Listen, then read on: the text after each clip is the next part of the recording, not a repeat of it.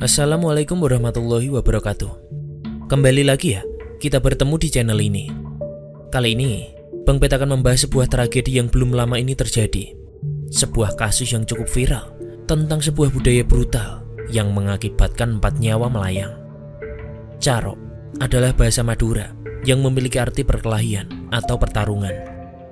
Namun, bagi masyarakat Madura sendiri, ungkapan kata carok tidak sedangkal itu. Banyak filosofi dan juga arti lain yang sudah menjadi budaya bagi masyarakat Madura. Ketika carok sudah digaungkan, maka akan ada nyawa yang pasti melayang. Lantas, bagaimanakah sejarah dan juga kronologi cerita selengkapnya? Simak videonya dan selamat datang di channel Bang Bet Illustration.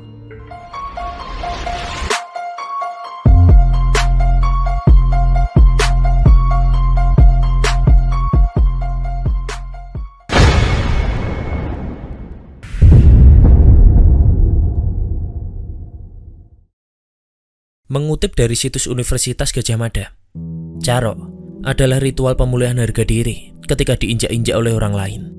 Seperti misalnya, masalah yang berhubungan dengan harta, tahta, dan juga wanita. Carok zaman dulu dianggap sebagai satu-satunya cara oleh masyarakat Madura sebagai cara untuk mempertahankan harga diri dan juga kehormatan mereka sebagai seorang pria sejati. Orang yang melakukan carok pasti akan menggunakan senjata celurit untuk menyerang lawannya.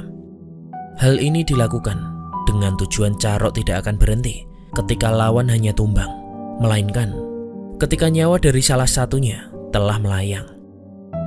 Meski demikian, hal ini tidak berlaku bagi masyarakat di luar Madura. Masyarakat di luar Madura pasti akan menganggap carok adalah tindakan pembunuhan yang keji dan juga melanggar hukum yang berlaku di Indonesia. Karena kembali lagi, Indonesia tidak menggunakan norma adat atau sosial, melainkan menggunakan dasar hukum yang tertuang di dalam UUD 45. Biasanya, kasus carok diawali oleh konflik yang berbeda-beda, seperti misalnya kasus masalah perempuan, tuduhan mencuri, perebutan warisan, pembalasan dendam, hingga tindakan yang mengakibatkan perasaan pelecehan atau jatuhnya harga diri.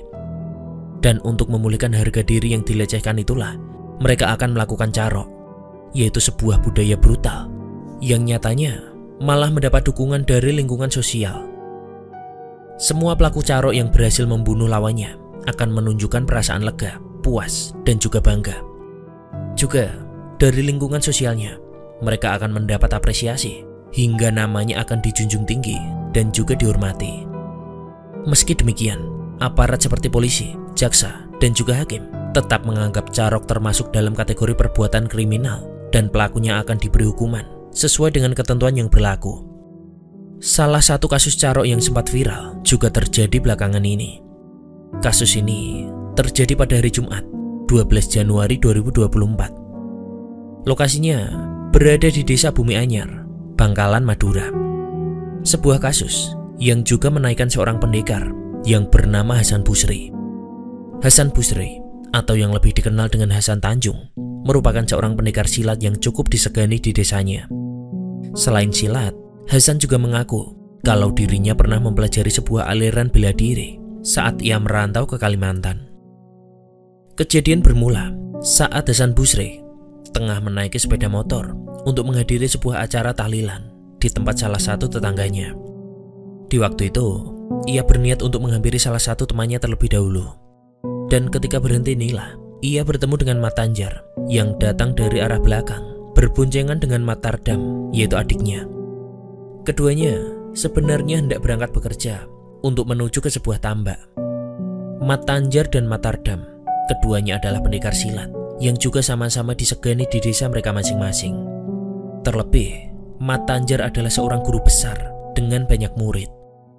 Hasan yang sudah turun dari motornya pun melihat motor yang mendekati itu dengan kecepatan tinggi, sehingga ia pun menegur mereka agar lebih berhati-hati. Tanpa Hasan ketahui kalau yang ia tegur adalah seorang jawara silat. Mat Tanjar yang merasa tak terima pun kemudian turun dari motornya dan mendatangi Hasan sembari menanyakan apa maksud dari tegurannya. Mat Tanjar tak terima karena Hasan terlihat memelototinya. Mat Tanjar kemudian langsung menampar Hasan. Di sini cekcok sudah tak lagi dapat terhindarkan. Matanjar kemudian menantang Hasan untuk duel atau carok dalam bahasa Madura. Hasan yang merasa tak bersalah pun tidak gentar dengan tantangan itu. Ia yang juga sudah tersulut amarahnya pun segera pulang ke rumah untuk mengambil celurit miliknya. Di perjalanan pulang, ia bertemu dengan Wardi, yaitu adik dari Hasan yang juga sama-sama pendekar silat. Setelah mendengar cerita kakaknya, amarah Wardi ikut terbakar. Kini, bersama-sama mereka pulang ke rumah untuk mengambil senjata masing-masing. Orang tua Hasan yang melihat anaknya tergesa-gesa sembari mengambil senjata celuritnya sudah menduga kalau akan ada hal buruk yang terjadi. Karena memang budaya di Madura, celurit adalah senjata kebanggaan mereka yang akan mereka gunakan apabila ada persoalan dan permasalahan, terlebih yang menyangkut harga diri. Orang tua Hasan lantas berupaya untuk menghentikan apapun niat anaknya. Namun nyatanya, amarah Hasan sudah tidak lagi dapat dibendung. Hasan tetap nekat pergi dan hanya meminta doa restu agar ia bisa selamat tanpa menceritakan hal apapun. Di sisi lain, Matanjar juga sudah memanggil beberapa muridnya. Sebenarnya, sudah ada beberapa warga yang menduga kalau akan terjadi carok malam itu, sehingga beberapa dari mereka yang berani pun berusaha melerai dengan menyuruh Matanjar dan kelompoknya untuk pergi saja dari lokasi itu. Namun, ternyata Matanjar juga tak gentar. Ia benar-benar sudah mempersiapkan dirinya untuk bertempur malam itu. Tak lama, Hasan pun datang ke lokasi bersama Wardi adiknya dengan sudah berbekal senjata andalan mereka masing-masing. Di lokasi itu, mereka juga mendapati kalau ternyata Matanjar sudah membawa 8 orang muridnya lengkap dengan senjata celurit mereka. Sebuah tragedi yang bernama carok massal pun terjadi malam itu. Dari 10 orang yang datang, hanya 5 orang yang maju karena mungkin mereka juga hanya melihat Hasan berdua saja dengan adiknya. Pertarungan pun dimulai. Bunyi dentuman antar senjata berdenting bersamaan dengan teriakan-teriakan takbir yang menggelora dan terdengar sangat mengerikan untuk siapapun yang ada di lokasi itu. Suara itu mulai bercampur dengan jeritan-jeritan kesakitan, dikarenakan adu ilmu kelincahan mulai memperlihatkan perbedaan antar tingkatan ilmu silat mereka. Satu persatu, celurit mereka sabetkan ke lawan dengan sekuat tenaga agar bisa menyelesaikan masalah ini secepat mungkin. Hasan Busri yang sedari awal hanya memiliki masalah dengan Matanjar pun juga hanya menargetkan si guru silat untuk menjadi lawannya. Sementara Wardi bertugas untuk menghalau siapapun yang hendak mengganggu duel si kakak. Sayang bagi Matanjar dan adiknya, tanpa mereka ketahui, ternyata ilmu bela diri Hasan dan Wardi berada di tingkat yang lebih tinggi dari mereka. Matanjar bahkan tidak berhasil menggoreskan luka pada tubuh Hasan, sementara ia harus meregang nyawa. Kejadian serupa juga terjadi pada keempat murid yang berhadapan dengan Wardi. 3 di antaranya harus meregang nyawa di tangan Wardi. Padahal bisa dikatakan kalau keempatnya bukanlah orang sembarangan, melainkan murid-murid Matanjar yang bisa dikatakan paling hebat. Hasan yang senjatanya sudah patah ketika melawan Matanjar pun segera mengambil senjata milik lawannya untuk hendak melanjutkan pertarungan.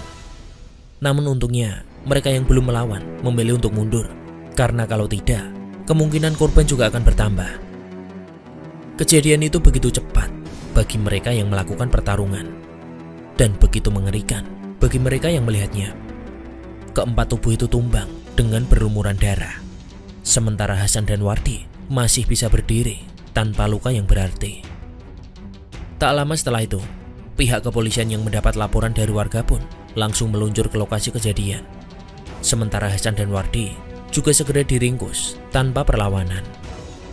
Kasus ini pun langsung viral di antara pengguna media sosial. Hal itu berkat sebuah video amatir yang diambil oleh salah seorang yang berada di lokasi kejadian. Terlihat dalam video itu, mereka bertarung dengan sangat beringas dan selesai dalam waktu yang singkat. Dari kejadian ini, carok massal 2 versus 5 selesai dengan 4 korban tewas. Keempat korban ini adalah Matanjar, Matardam, Nahredi, dan juga Hafid. Atas kejadian ini pula, Hasan dan Wardi ditetapkan sebagai tersangka pembunuhan dengan pasal 240 KUHP dengan ancaman hukuman seumur hidup atau 20 tahun penjara. Dari sini, Bang B jadi ingat sebuah peribahasa, yang kalah jadi abu, yang menang jadi arang.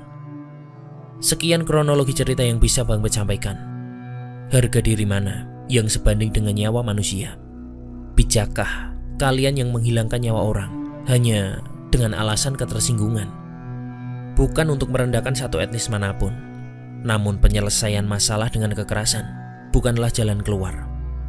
Yang menang mendapat hukuman, yang kalah mendapat liang kuburan. Layakkah emosi sesaat itu harus ditanggung dengan puluhan tahun ganjaran? Seharusnya kita lebih bijak dalam menanggapi suatu hal, apalagi hal yang sebenarnya sepele. Mengalah tidak akan membuatmu jadi pecundang, dan lapang dada memaafkan tidak akan menjadikanmu lemah. Dia yang mau mengalah demi kebaikan semua orang adalah pendekar yang sebenarnya. Karena membela harga diri sendiri dengan menghilangkan harga diri orang lain bukanlah tindakan seorang jagoan. Maaf apabila ada salah kata atau salah informasi. Bang Bet hanya ingin menyampaikan kalau peristiwa di atas sangatlah tidak patut untuk dicontoh. Sekian dan wassalamualaikum warahmatullahi wabarakatuh.